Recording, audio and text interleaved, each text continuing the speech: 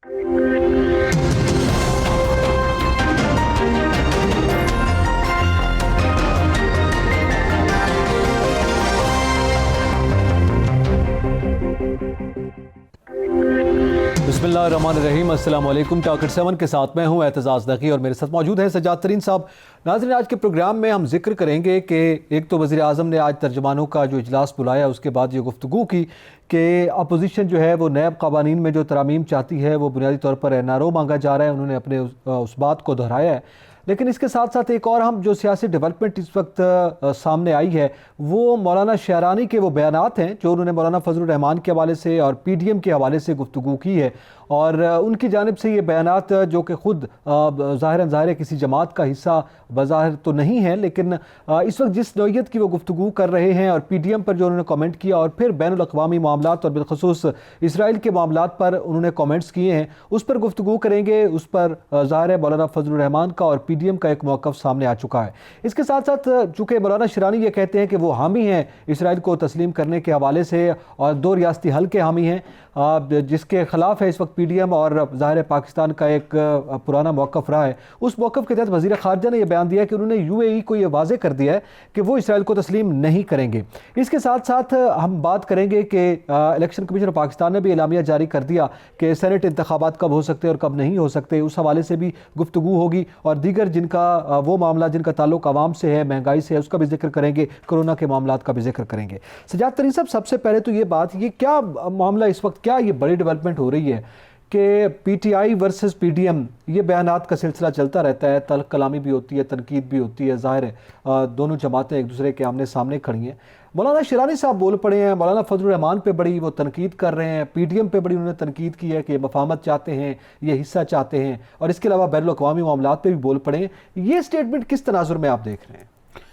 ये जब मैं मौलाना शहरानी साहब की बात सुन रहा था तो उस वक्त मुझे मोहतरमा बेनज़ीर भुट्टो की वो बात याद आ गई जब उनको उनकी गवर्नमेंट फ़ारूक लगारी ने ख़त्म की तो उन्होंने बाहर लॉन में बैठ के प्रेस कॉन्फ्रेंस के नीचे तो उन्होंने कहा कि जिस पे एहसान करो उसके शर से बचो।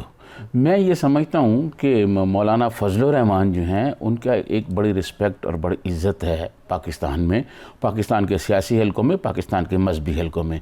मौलाना शहरानी ने जो गुफ्तगू की, मुझे इस पर बहुत हैरत हुई। मौलाना शहरानी को प्रमोट करने में जो मौलाना फजलुर रहमान साहब ने अपना कंधा दिया और आज इस स्टेज पर पहुँचे और आज वो ये मौलाना फजलुर रहमान के बारे में ये बात कर रहे हैं, मुझे उनका बयान सुन के बड़ी हैरत हुई। मौलाना शहरानी इस पे बिल्कुल बैकग्राउंड बता रहे हैं, इस पे गुफ्तगू करते हैं। मैं ज्वाइन किया JUIFA के मारूफ रहनुमा मौलाना अताउर रहमान साहब। बहुत शुक्रिया मौलाना साहब वक्त देने का। सर, आपसे हम जानना चाहेंगे, मौलाना शहरानी जो है वो PDM पे भी तनकीद कर रहे हैं, मौलाना फजलुर रहमान पे भी तनकीद कर रहे हैं और वो ये कह रहे हैं कि वही गुफ्तगू जो PTI करती है उसके हवाले से वो बात कर रहे हैं। वो ये कह रहे हैं कि PTI की हुकूमत ये मुद्दत भी पूरी करेगी, आइंदा 5 साल भी होगी। क्या मामला हुआ है? मामले का तो मुझे इल्म नहीं है, लेकिन लगता ये है कि इनके राब्ते बड़े मजबूत हो गए हैं।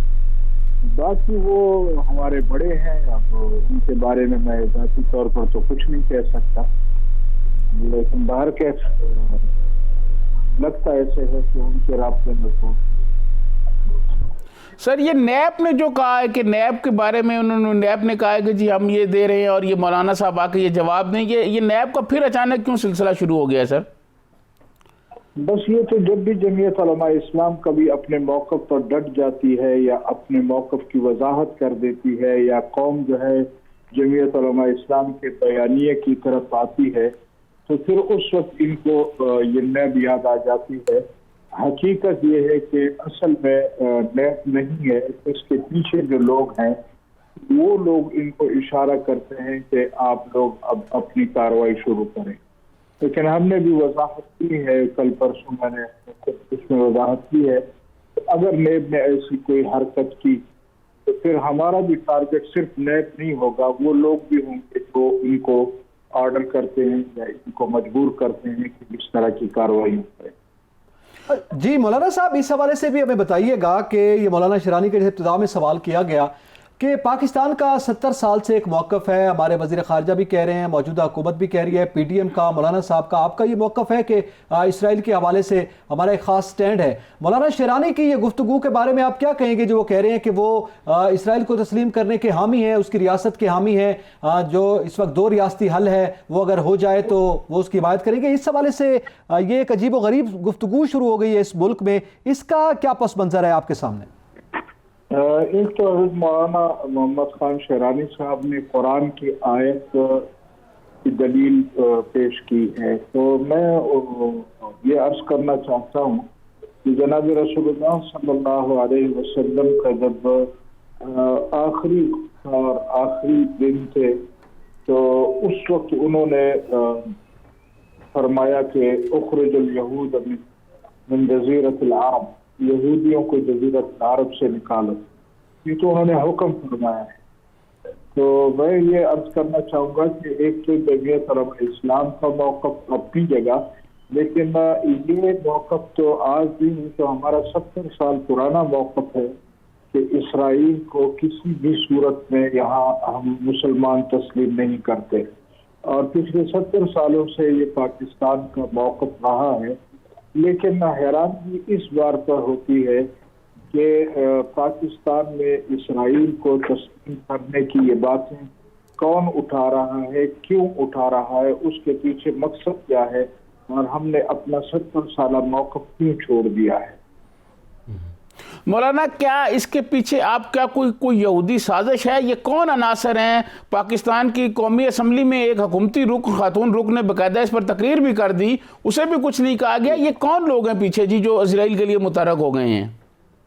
جو میں اپنے اندازے کے مطابق کہہ سکوں تو شاید اس وقت قادیانی اور یہودی لابی جو ہے وہ سرگرم ہے, خاص طور پر پاکستان کے اس خطے میں یا مسلمانوں کے اس خطے میں, کہ وہ یہاں کوشش کر رہے ہیں کہ کسی طرح یہودی لابی کو اور قادیانیوں کو ایک مرتبہ پھر مضبوط کیا جا سکے.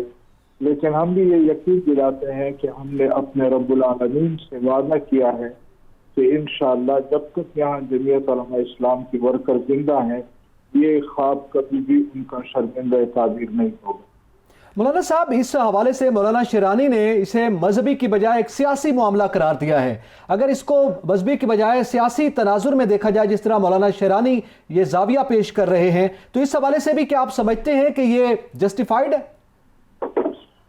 گزارش یہ ہے کہ سیاسی طور پر بھی پاکستان کا موقف جو 70 سال سے چلا آ رہا ہے, تو جس کی ہم نے ہمیشہ حمایت کی ہے, اور پاکستان کے پاسپورٹ میں آج بھی اسرائیل کا نام نہیں ہے, تو اس کی بنیادی وجہ یہ ہے کہ یہ صرف یہ نہیں ہے کہ ہمارا مذہبی فریضہ ہے, یہ تو ہمارے پاکستان کا پہلے دن سے موقف ہے, اور کبھی بھی پاکستان میں یا مسلمانوں کے حکمرانوں نے پہلے کبھی اس کو تسلیم نہیں کیا. اور آج بھی اگر حکمران اس طرف جاتے ہیں تو کم از کم پاکستانی نہیں دنیا بھر کے حکمران چلے جائے, لیکن مسلمان کبھی بھی اس چیز کو برداشت نہیں کریں گے. مولانا یہ جو پی ڈی ایم کا مقابلہ کرنے, سیاسی مقابلہ کرنے کے بجائے حکومتی ترجمان جو ہیں یہ پی ڈی ایم کے قائدین پر ذاتیات پر آ گئے اور ذاتی تنقید شروع کر دی گئی, اس کا اب کیسے مقابلہ کیا جائے گا؟ یہ تو مہرے ہیں, تو ہم نے پہلے بھی کئی دفعہ ذکر کیا ہے کہ یہ تو مہرے ہیں, اور یہ مہرے جو ہے وہ ان کا کام ہی یہی ہے, ان کو جو سکھایا جاتا ہے اسی طرف. ابھی آپ نے بھی دیکھا ہوگا سوشل میڈیا پر ان کے جو منسٹر حضرات ہیں وہ بھی آج کل بنی گالہ میں ان کے کتوں کو خرخرے کر رہے ہیں, ان کے گھوڑوں کو خرخرے کر رہے ہیں. ان کی حیثیت یہی ہے کہ اس لیول پر آ کر یہ جب گفتگو کرتے ہیں تو ان کی حیثیت ہی کچھ نہیں ہے. اصل جو ٹارگٹ ہے یا اصل جو ان کو اشارے ملتے ہیں جہاں سے ہمیں اس چیز کو ٹارگٹ کرنا چاہیے. مولانا یہ جو کہا جاتا ہے کہ جس پہ احسان کرو اس کے شر سے بچو, کیا مولانا شیرانی پہ یہ بات تو پوری صداقت آتی جا رہی ہے کہ مولانا کا کندھا استعمال کر کے وہ اسلامی نظریاتی کے کونسل کا چیئرمین بھی بنے اور سب کچھ بنے, اور آج یہ مولانا فضل الرحمان جیسی شخصیت بارے میں یہ کہہ رہے ہیں؟ باہر کے وہ پھر بھی ہمارے عالم ہیں, بڑے ہیں, میں ان کے متعلق ایسی کوئی بات نہیں کر سکتا. بہت شکریہ مولانا عطاء الرحمان صاحب, آپ نے قیمتی وقت دیا اور ہم سے گفتگو کی. اب سجاد ترین صاحب، یقینی طور پر یہ جو آخری کمنٹ سامنے آیا ہے یہ سب سے بڑا کمنٹ ہے کہ وہ ظاہر عالم دین ہے وہ کمنٹ نہیں کرنا چاہ رہے اس پر. صورتحال بڑی عجیب و غریب ہے. آپ ایک اس کا پس منظر بتا رہے تھے اس صورتحال کا جو بھی آپ نے سوال کیا ہے محترمہ کا، آپ نے وہ جو مولا علی کا کال ہے اس کا بھی آپ نے ایک حوالہ دیا، تو یہ بیک گراؤنڈ کے حوالے سے ذرا وہ بات کنٹینیو کیجیے. مولا کائنات کا کال ہے کہ جس پہ احسان کرو اس کے شر سے بچو. یہ بی بی نے اس وقت کہا جب فاروق لغاری نے ان کی گورنمنٹ ختم کی. فاروق لغاری کو انہوں نے صدر بنایا تھا. جی، اسی لیے مجھے یاد آ گیا جب میں مولانا شینانی کی گفتگو سن رہا تھا، میرے ذاتی علم میں ہے کہ جب پیپلز پارٹی اقتدار میں تھی اور مولانا شیرانی صاحب کو جب اسلامی نظریاتی کونسل کا چیئرمین بنانے کے لیے مولانا فضل الرحمان نے نام پیش کیا تو پیپلز پارٹی کے بہت سارے لوگ اور مرحومہ آسمہ جہانگیر صاحبہ اس کی بہت شدید مخالفت کر رہی تھی، اور بہت سارے پروگریسو لوگ جو ہیں وہ آصف علی زرداری صاحب کے پاس گئے اور آصف علی زرداری صاحب نے مولانا فضل الرحمان کو ان کے اعتراضات سے آگاہ کیا. لیکن مولانا فضل الرحمان صاحب نے بڑے دل کا مظاہرہ کرتے ہوئے یہ کہا کہ نہیں، آپ انہی کو بنائیں. انہوں نے کہا اپنی پارٹی میں سے کسی اور کا نام دے دیں. انہوں نے کہا نہیں. تو اسلامی نظریاتی کونسل کا ان کو چیئرمین جو ہے وہ مولانا فضل الرحمان صاحب نے بنایا. سینیٹر بھی رہے ہیں، یہ اسمبلی میں بھی رہے ہیں، تو مولانا فضل الرحمان صاحب کی وجہ سے رہے ہیں. لیکن آج دیکھیں اختلافات ہوتے ہیں، اختلافات تو گھر میں بھی ہو جاتے ہیں، بھائیوں کے درمیان ہو جاتے ہیں، فیملی میں ہو جاتے ہیں، لیکن ان اختلافات کا یہ مطلب نہیں ہوتا کہ آپ ان کو چوراہے میں آ کر بیان کرنا شروع کر دیں. اگر آپ کو کوئی پالیسی میٹر پہ اختلاف تھا تو آپ کی جو کمیٹی ہیں، جو آپ کی پارٹی ہے، پارٹی کے اندر بیٹھ کے آپ بات کریں. ایسے وقت میں آ کر اگر آپ کے اختلافات تھے بھی اور آپ نے جو گفتگو کی اس سے تو ایسے لگ رہا ہے کہ اب میرا خیال یہ ہے کہ یہ شاید اب جے یو آئی میں نہیں رہیں گی، اور جے یو آئی شاید ان کو اب رکھے گی بھی نہیں. ان کی بہت رسپیکٹ تھی. آپ نے دیکھا مولانا عطاء الرحمان صاحب نے ان کے بارے میں کوئی ایسی بات نہیں کی، حالانکہ وہ کر سکتے تھے، کوئی بھی جملہ کہہ سکتے تھے، لیکن انہوں نے کہا یہ ہمارے بزرگ ہیں، ہم یہ بات نہیں کر رہے. لیکن اس پہ بہرحال ظاہر ہے وہ بزرگ ہیں، ان کا احترام جو ہے وہ کرنا چاہیے. لیکن اس کے ساتھ ساتھ جو نظریاتی اختلاف تو نہیں ہو سکتا نا. اختلافات شاید وہ سیاسی طور پر پالیسی میٹرز پہ ہو سکتے ہیں. یہ تو ایک بیسک معاملہ ہے نا جو اسرائیل کی انہوں نے بات کر دی ہے. اس پہ تھوڑا گفتگو کریں گے. ناظرین یہاں پہ وقت ایک بریک کا، ہمارے ساتھ رہیے گا.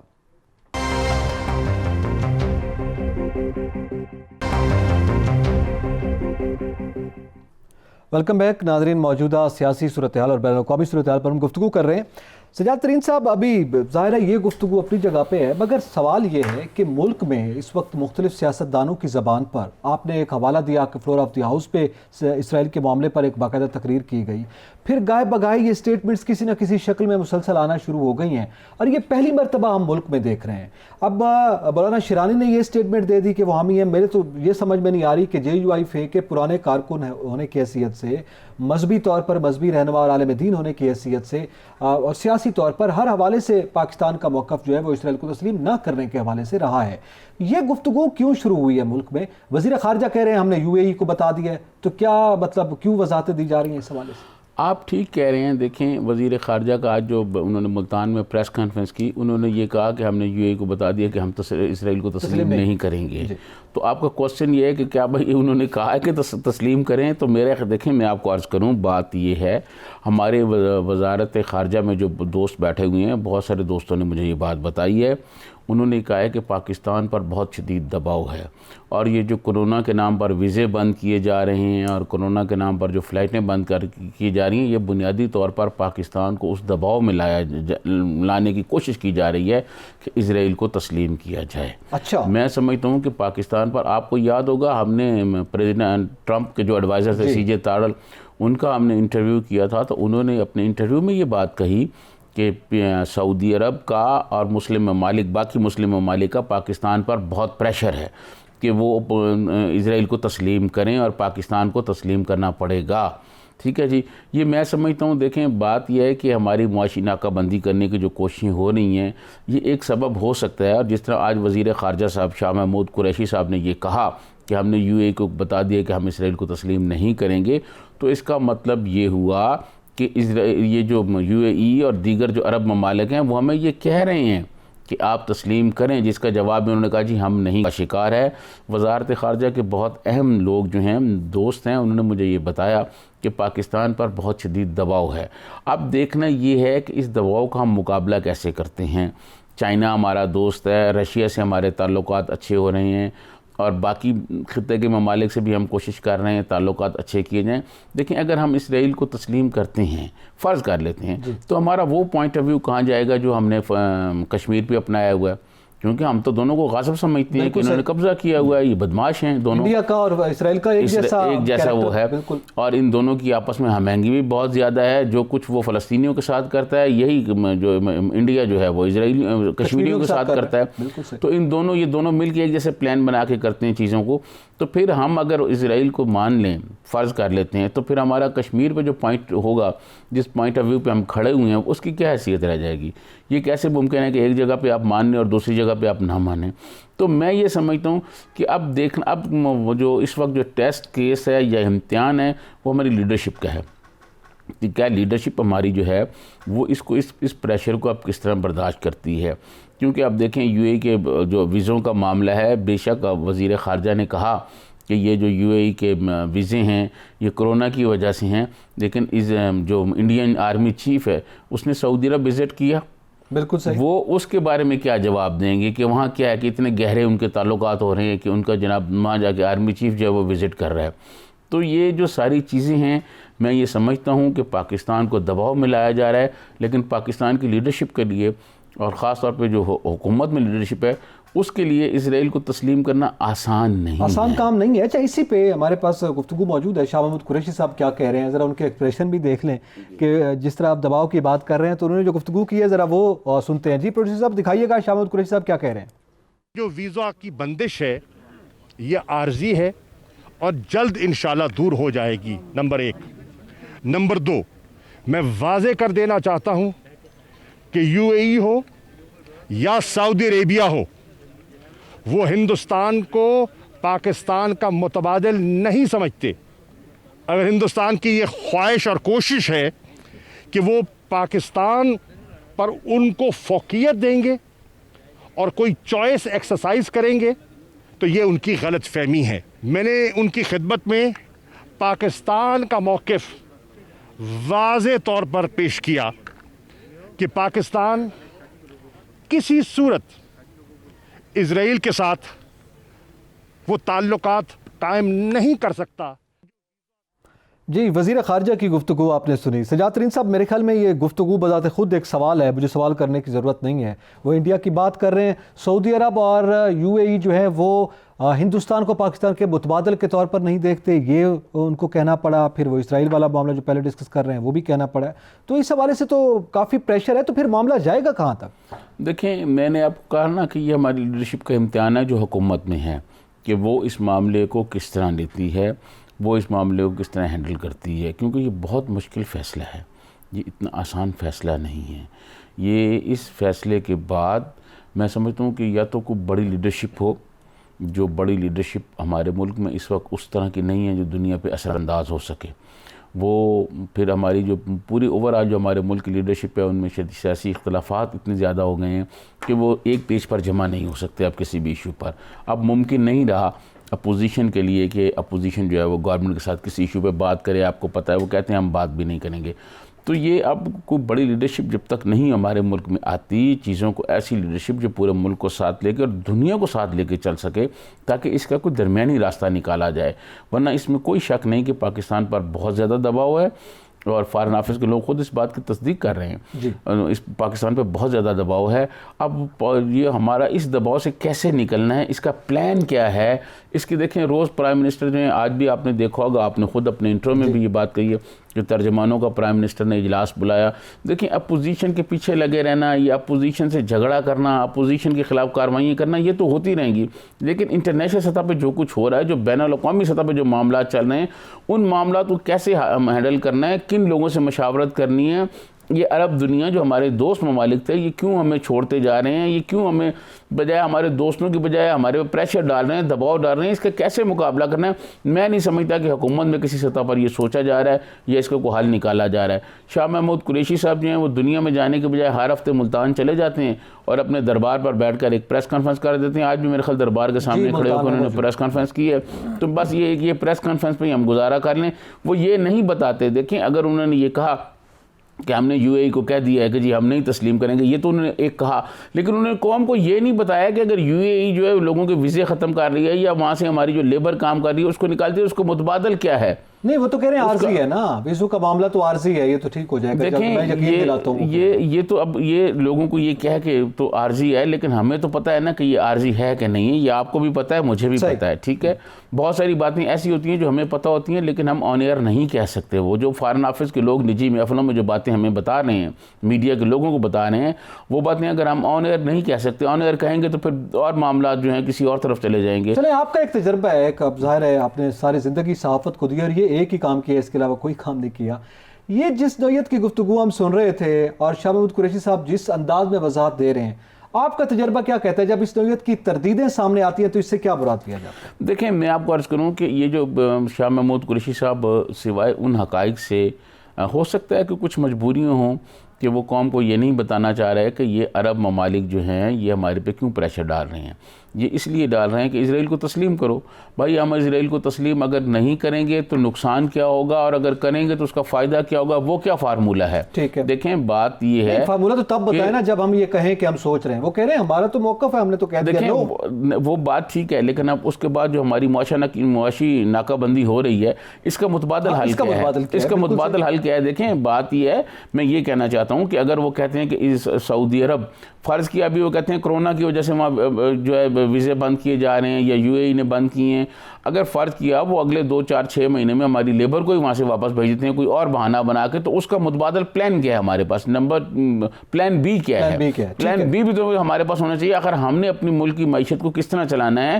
یہ جو بیرون ملک لوگ کام کرتے ہیں، یہ اربوں ڈالر ہمیں بھیجتے ہیں سالانہ، تو ان کا ہم کس طرح متبادل کیا ہوگا؟ اگر وہ یہاں آ جائیں گے تو ان کے لیے روزگار کا کیا کریں گے؟ یہ بھی اس پر بھی تو سوچنا چاہیے۔ لیکن ہمارے پرائم منسٹر محترم عمران خان صاحب جو ہیں وہ روز ترجمانوں کے ایک دربار لگاتے ہیں اور اس میں وہ بیٹھ کے صرف ایک ہی بات کہتے ہیں کہ اپوزیشن کو نہیں چلنا۔ چلیں آپ نے پلان بی کا ذکر کیا اور وزیر اعظم کا ذکر کیا، تو تھوڑی سی بات الیکشن کمیشن کی بھی کر لی جائے۔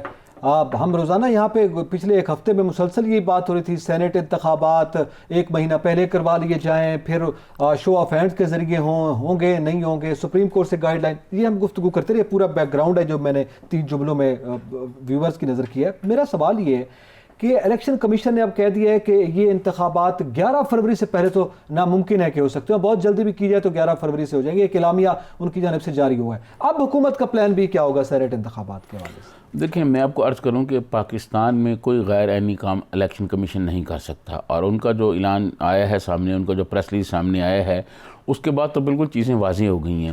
تو جو بھی کام ہوگا وہ آئین اور قانون کے مطابق ہوگا۔ پاکستان کا آئین اگر سیکرٹ بیلٹ کی بات کرتا ہے تو آپ اوپن نہیں کر سکتے، وہ غیر عینی طریقہ ہو جائے گا اور اس کے تحت الیکشن نہیں ہو سکتے۔ میں یہ سمجھتا ہوں کہ حکومت کیوں یہ بات کر رہی ہے 2.5 سال کے بعد؟ 2.5 سال کے دوران حکومت نے کیوں نہیں یہ کہا؟ اس کی وجہ یہ ہے کہ آپ کو یاد ہوگا کہ یہ جو ہے نا ووٹ جو خرید و فروخت ہوتی ہے، یہ 2 اسمبلیوں میں زیادہ ہے، یا KP میں یا بلوچستان میں۔ تو یہ ان دونوں میں حکومت جو ہے وہ PTI اور PTI کے اتحادیوں کی ہے۔ تو پرائم منسٹر کو یہ فکر ہے کہ ایسا نہ ہو کہ ووٹ ان کے لوگ کسی اور کو ووٹ دے دیں۔ پچھلے آپ کو یاد ہوگا سینٹ الیکشن میں 20 MPs کو انہوں نے نکالا تھا KP میں سے، جی لاسٹ الیکشن میں، تو اسی وجہ سے وہ 20 کا حوالہ تو خود وزیر اعظم نے دیا ہے نا، وہ اسی پہ بات کر کے انہوں نے کام شو آف ہینڈز کے ذریعے کرنا چاہ رہے ہیں۔ وہ تو یہ ثابت کرنا چاہ رہے ہیں کہ ہم تو آنیسٹلی اور شفاف انتخابات چاہتے ہیں۔ تو اس پہ کون کہاں سٹینڈ کر رہا ہے، یہ ایک ابھی تک سوال ہے۔ ناظرین یہاں پہ وقت تو ایک بریک کا، ہمارے ساتھ رہیے گا۔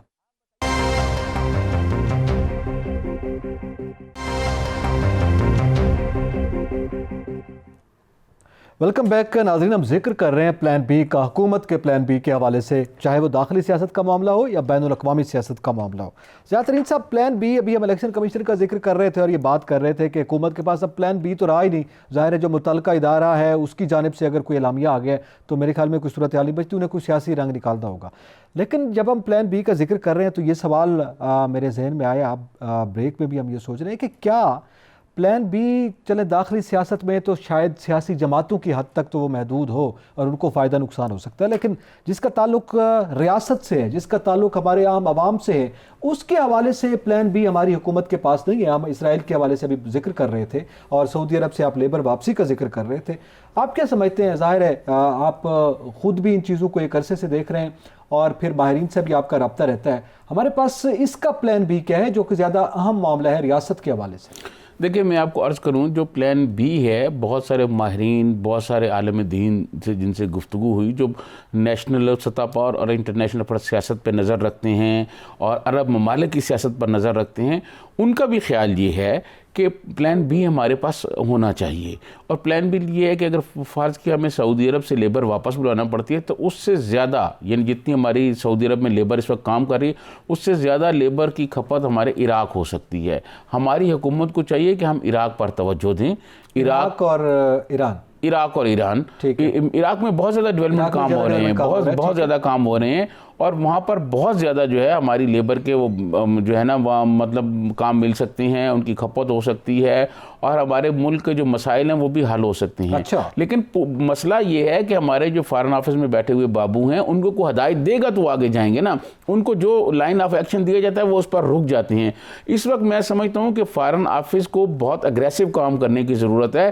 یہ ہمارے وزیر خارجہ صاحب ملتان میں جو پریس کانفرنسیں کرتے ہیں، ان کو آگے آ کے یہاں اسلام آباد میں لوگوں سے ملنا چاہیے، کو مختلف عالم دین جو ہیں ان سے بات کرنی چاہیے، مختلف جو معیشت کے ماہرین ہیں ان سے بات کرنی چاہیے. اور یہ جو پلان بی میں نے بتایا ہے کہ عراق میں بہت زیادہ ہماری جو پبلک ہے، ہماری لیبر جو ہے اس کا استعمال ہو سکتا ہے. عراق میں مختلف پروجیکٹس جاری ہیں، اور عراق جو عرب دنیا میں ایک بڑا تیل پیدا کرنے والا ملک ہے. ٹھیک ہے، اور پہلے بھی ریونیو بھی سعودی عرب کے تناسب میں مطلب اتنا ہی آ سکتا ہے، تو زیادہ فرق ان مزدوروں کی زندگی پر بھی نہیں پڑے گا. اور دوسری بات یہ ہے کہ پہلے بھی ہمارے لوگ جو ہیں، یہ امریکہ کی مداخلت سے پہلے جب عراق میں امن تھا تو بہت لیبر ہماری وہاں کام کر رہی تھی، اور بہت سارے لوگ جو ہیں پھر وہ واپس آ گئے. آپ کو ادھر کویت میں جب عراق نے حملہ کیا تو کویت میں بھی بہت سارے لوگ تھے، وہ بھی متاثرین عراق اور کویت یہاں گھوم رہے ہوتے ہیں. تو میں یہ سمجھتا ہوں کہ حکومت کو اس طرف توجہ دینی چاہیے، بجائے اس کے کہ ساری حکومت اور ان کے ترجمان اور پرائم منسٹر عمران خان روز اجلاس بلائیں اور کہیں جی اپوزیشن کے پیچھے لگے. اپوزیشن کے ساتھ تو نیب کر رہا ہے جو کچھ کر رہا ہے، اور ابھی آنے والے دنوں میں اور بھی کرے گا. آج شیخ رشید صاحب نے یہ بھی کہا ہے کہ جی تھریڈ ہے اور بہت سارے لوگوں کو ہے، اور اس میں اپوزیشن کے لوگ بھی شامل ہیں.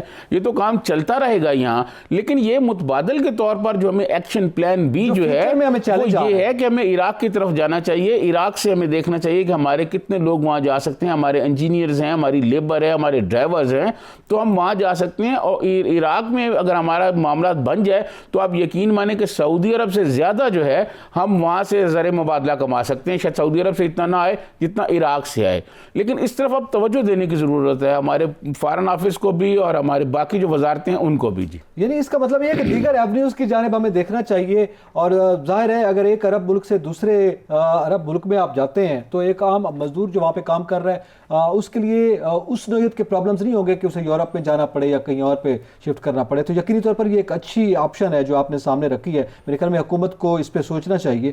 تھوڑا سا آگے بھی بڑھیں گے. سر یہ بتائیے گا کہ اس وقت ایک جانب تو ہم سینٹ کے بھی بات کر رہے تھے، الیکشن کمیشن کے معاملات کا ذکر کر رہے تھے. اب آئندہ کا کیا پلانز آپ کو نظر آ رہے ہیں؟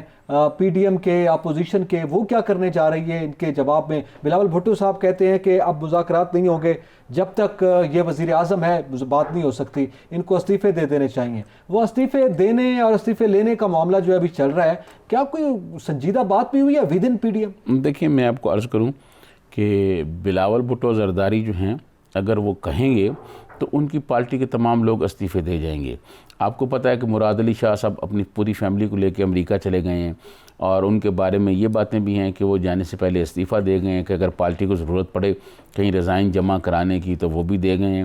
بلکہ مجھے پیپلز پارٹی کے ایک دو دوستوں نے یہ بھی بتایا ہے کہ وہ سادہ کاغذوں پر بھی سائن کر کے دے گئے ہیں کہ اگر آپ کو کچھ لکھنا ہو، اس پر کچھ کرنا ہو تو وہ بھی لکھ کے جمع کرا دیں. وہ خود چلے گئے امریکہ اپنے بچوں کو لے کر.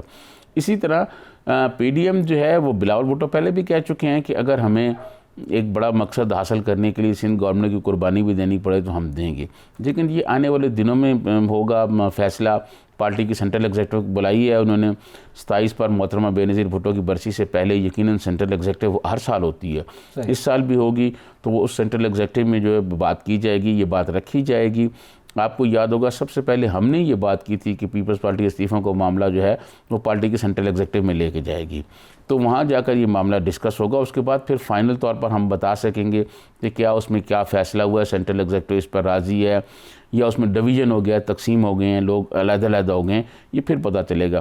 ایک بات، دوسری بات یہ ہے کہ اب حکومت کو جو خطرہ ہے وہ یہ ہے کہ بلوچستان، جو میں بات پہلے کر رہا تھا کہ بلوچستان اور کے پی میں ہمیشہ ووٹ جو ہیں وہ وہاں سیل ہو جاتے ہیں، اور یہ خفیہ بیلٹ کے ذریعے لوگ وہاں پیسے دے کے، اور پیسے ماضی میں بھی ایسے ہوا ہے، اور بہت سارے فیملی ہیں جو ووٹ خریدتے رہی ہیں، وہ آج پی ٹی آئی میں شامل ہیں ان کے لوگ۔ تو میں یہ سمجھتا ہوں کہ یہ اب بھی اس بات کے خدشات موجود ہیں کہ ایسے لوگ آ سکتے ہیں اور وہاں، اور پرائم منسٹر کو اس بات کا خدشہ ہے کہ ان کے جو اپنے لوگ ہیں وہ کے پی میں ہوں یا بلوچستان میں بھی ان کے اتحادیوں کی حکومت ہے، وہاں پر بھی زیادہ لوگ جو ہے نا معاملہ طے بارگن کر کے اور خرید و فروخت ہو سکتی ہے۔ یہ وہ وجہ ہے جس کی وجہ سے وہ یہ کہہ رہے ہیں کہ جناب اس کا شفاف کیا جائے اور شو آف ہینڈ کیا جائے۔ اس پر اپوزیشن کبھی راضی نہیں ہوگی۔ اس کا مطلب ہے وزیر اعظم کو خدشہ ہے کہ آستین کے سانپ موجود ہیں۔ اچھا، میں آپ کو عرض کروں خدشے کی بات نہیں ہے، میں آپ کو عرض کروں کہ مجھے خود ایک بلوچستان کے اور کے پی کے بڑے اہم لوگوں نے یہ بات بتائی ہے کہ جن لوگوں نے اب سینٹ کے ووٹ لینے ہیں وہ ان کی بات چیت اب فائنل ہو رہی ہے، جو پیسوں کا لین دین کر کے ووٹ لے کے آئیں گے اور ووٹ آگے پیچھے ہوں گے، وہ ان کی باتیں فائنل ہو رہی ہیں، اب معاملات طے ہو رہے ہیں۔ اور میں یہ سمجھتا ہوں اگر ہمیں اس بات کا پتہ ہے تو پرائم منسٹر عمران خان کو بھی پتہ ہوگا، ان کے تو تھم کے نیچے ساری انٹیلیجنس ایجنسیاں ان کے تھم کے نیچے ہیں نا، ساری ان کو رپورٹ کرتی ہیں، تو ان کو یہ پتہ ہوگا۔ وہ اسی خدشہ کے پیش نظر جو ہیں وہ یہ کہہ رہے ہیں کہ شو آف ہینڈ، لیکن وہ ہو نہیں سکتا کیونکہ آئین اس کی اجازت نہیں دیتا، اور آئین میں ترمیم اپوزیشن ساتھ نہیں دے گی، حکومت کے پاس 2/3 اکثریت نہیں ہے۔ تو میں یہ سمجھتا ہوں وہ جہانگیر ترین صاحب، ان کا بریف کیس، ان کا ہیلی کاپٹر اور پھر وہ بھر کے لانا، وہ بھی تو معاملہ وزیر اعظم کے سامنے ہوگا نا کہ انہوں نے کیسے بنائی پنجاب میں بالخصوص حکومت۔ جی ہاں، تو یہ ساری چیزیں بالکل سامنے ہیں۔ اسی خدشے کے پیش نظر جو ہے یہ کوشش کی جا رہی ہے کہ کسی نہ کسی طرح جو اکثریت بننے والی ہے پی ٹی آئی کی وہ کہیں کم نہ ہو جائیں، کہیں مسائل نہ ہو جائیں، لیکن مجھے یہ لگتا ہے کہ جتنی یہ گھبراہٹ نظر آ رہی ہے وزراء کے چہروں سے، اس سے یہ لگتا ہے کہ سینٹ کے الیکشن میں کوئی ڈینٹ پڑ سکتا ہے۔ اچھا، اب ظاہر ہے یہ تو ایک صورتحال ہو سکتی ہے، تھوڑا سا بات کر لیں، آپ کے علم میں ہے یہ کورونا کی جو اس وقت وبا ہے وہ اپنے انتہائی سطح پہ ہے، ایک مرتبہ پھر سر اٹھا رہی ہے، لوگ تھوڑا سا، چونکہ یہ دوسرا تجربہ ہے، دوسری لہر ہے، لوگ تھوڑا سا بے احتیاطی بھی کر رہے ہیں، بے خوف بھی ہو گئے ہیں، یہ ایک فطری سی بات بھی ہے، تو اس پہ بھی تھوڑی سی توجہ دینی چاہیے۔ آج ایک افسوسناک خبر ہمارے پاس ہے، پاکستان مسلم لیگ نون کی رہنما سینیٹر کلثوم پروین صاحبہ جو ہیں وہ بھی کورونا کے باعث انتقال کر گئی۔ اس سے پہلے بھی بہت عام شخصیات جو ہے اس دنیا سے چلی گئی ہیں، تو میں چاہوں گا کہ اس پہ بھی ایک میسج ضرور بھی اس کو دیا جائے۔ دیکھیں، میں یہ سمجھتا ہوں کہ کورونا کی جو دوسری لہر ہے نقی صاحب، اس نے بہت نقصان پہنچایا ہے، اور بڑے اہم لوگ چلے گئے ہیں ہمارے، کئی آپ کو پتہ ہے جرنلسٹ جو ہیں وہ بہت زیادہ چلے گئے ہیں اس دنیا سے، اور 2-4 تو ایسے چلے گئے ہیں مطلب جو میرے جونیئر بھی رہے ہیں، میرے ساتھ کام کرتے رہے ہیں، تو وہ بھی چلے گئے ہیں۔ اس دفعہ جو دوسری لہر آئی ہے اس میں بدقسمتی یہ ہے کہ ہمارا جو عام آدمی ہے وہ کوئی جو ایس او پیز ہیں اس پر عمل نہیں کر رہا، مارکس ان کو کہا جائے لگائے، کوئی نہیں لگا رہا۔ یہ جب تک حکومت کی جانب سے کوئی جرمانہ، کوئی سختی نہیں کی جائے گی، اس پر عمل درآمد نہیں ہوگا۔ سر یہاں پہ دفعہ نافذ کیا گیا ہے، اس کے باوجود لوگ بے احتیاطی کر رہے ہیں۔ نہیں، دیکھیں میں اسلام آباد تو کیپٹل ہے، اور یہاں جو ڈپٹی کمشنر ہیں حمزہ شفقات صاحب وہ بہت کوشش کر رہے ہیں، مارکیٹوں میں بھی وزٹ کرتے ہیں اور جگہ بھی وزٹ کرتے ہیں۔ ان کی یہ کوشش ہے کہ لوگ جو ہیں وہ اس پر ایس او پی پر عمل درآمد کریں، کسی قسم کی صورتحال کوئی خراب نہ ہو، لیکن باقی شہروں میں نہیں ہو رہا۔ پھر اس کے بعد آپ دیکھیں کہ وہ جو ہے اپنا جلسے ہو رہے ہیں اپوزیشن کے، حکومت ان جلسوں کو ان سے بات کرنے کی بجائے ان کو اور مطلب غصہ دلا رہی ہے تاکہ وہ جلسے کرتے رہیں۔ ابھی وہ لانگ مارچ کرنے جا رہے ہیں کہ اگر لانگ مارچ میں آئیں گے لوگ، ہزاروں لوگ لے کے آئیں گے، تو پھر کورونا نہ صرف وہاں پھیلے گا بلکہ اگر وہ اسلام آباد میں آئیں گے اور ان میں اگر کورونا کے لوگ ہوئے تو پھر یہاں کورونا میں کیا صورتحال بنے گی۔ یقینی طور پہ اس پہ سوچنا چاہیے۔ 2 منٹ رہ گئے ہیں آخر میں، جاتے جاتے ہم نے گزشتہ پروگرام میں بھی یہ ذکر کیا تھا، بار بار ہمیں یہ کہا جا رہا ہے، میرے پاس بھی میسیجز آ رہے ہیں اور آپ کے پاس بھی یقیناً، جو طلباء ہیں، یہ پی ایم سی کے ہم نے ذکر کیا تھا، انٹری ٹیسٹ جنہیں دیے تھے، وہ ابھی تک سراپا احتجاج ہیں، کوئی ان کی سنوائی نہیں رہی، ابھی تک وہ جو ریزلٹس ہیں ان میں جو غلطیاں ہیں وہ ٹھیک نہیں کی گئیں۔ اس حوالے سے تھوڑے سے میرے خیال میں بات کرنی چاہیے، کسی متعلقہ حکام کے کانوں پر جوں تک نہیں رہی۔ ایک تو نقی صاحب، آپ حسنین سید صاحب کو کہیں کہ کل جو ہے ان کے کسی PMC کے کسی نمائندے کو بلائیں، ان سے بات چیت کرتے ہیں. بہت سارے والدین پریشان ہیں، بہت سارے والدین پریشان ہیں، اور یہ انٹری ٹیسٹ کے نام پر جو 2 نمبریاں کی گئی ہیں اور جو بچوں کے رزلٹ پہلے دیے گئے ہیں وہ کچھ اور دیے گئے ہیں، رول نمبر کسی کا ہے، نام کسی کا دیا گیا ہے، اور اس کے بعد پھر بچوں نے یہ کہا کہ جناب ہماری ریکاؤنٹنگ کریں، وہ نہیں ہو رہی. تو میں یہ سمجھتا ہوں کہ یہ معاملات اگر کوئی ادارہ ایک انٹری ٹیسٹ بچوں کا نہیں لے سکتا اور پھر اس کے حوالے کر دینا، لاکھوں بچوں کا مستقبل تباہ و برباد کر دینا، میں سمجھتا ہوں حکومت کو یہ دیکھنا چاہیے، شفقت محمود صاحب کو یہ سوچنا چاہیے یہ کس طرح ہوگا. وہ تو کہتے ہیں جی ہم جو ہے طبقات سے پاک جو ہے یہ طبقاتی نظام تعلیم کو ختم کریں گے، جو اس سے بڑا مسئلہ ہے، اس سے بڑا مشکل ہے. 1 لاکھ بچوں کا جو انٹری ٹیسٹ کا معاملہ ہے وہ شفاف نہیں ہو سکتا. پچھلی دفعہ دیکھیں، پچھلے سال جو UHS والے کرتے تھے وہ اسی وقت بچوں کا ٹیسٹ لیتے تھے، ساتھ ہی کاپی دیتے تھے اور شام کو وہ کی ڈال دیتے تھے. کسی کو کوئی اعتراض نہیں ہوتا تھا، وہ شام کو رزلٹ اناؤنس ہو جاتا. 16 دن انہوں نے رزلٹ نہیں دیے. 16 دن کے بعد جو رزلٹ دیے وہ بالکل کوئی ماننے کے لیے تیار نہیں ہے. لاہور میں احتجاج، کراچی میں احتجاج، اسلام آباد میں احتجاج، بچے احتجاج کر رہے ہیں. یہ میں سمجھتا ہوں بچوں کے مستقبل سے جو کھیلا جا رہا ہے، ان کا مستقبل تباہ کیا جائے. اس پر پرائم منسٹر عمران خان کو جو ہے نوٹس لینا چاہیے، بجائے اس کے کہ وہ روز اپوزیشن پہ نوٹس لیتے رہے. ذرا اس پہ بھی نوٹس لے کہ یہ بچوں کے ساتھ کیا ہو رہا ہے، یہ بڑا ظلم ہو رہا ہے بچوں کے ساتھ. روز ہمیں ان کے والدین جو ہیں پروگرام سے پہلے، پروگرام کے بعد میسج کرتے ہیں، ای میلز کرتے ہیں، فون کرتے ہیں، وہ بہت پریشان ہیں. سخت بچے پریشان ہیں. سیاست ہوتی رہے گی مگر بچوں کے مستقبل کے ساتھ نہ کھیلا جائے، اس پہ سنجیدگی سے نوٹس لیا جائے. اعتزاز نقی اور سجاد ترین کو اجازت دیجیے. اللہ حافظ.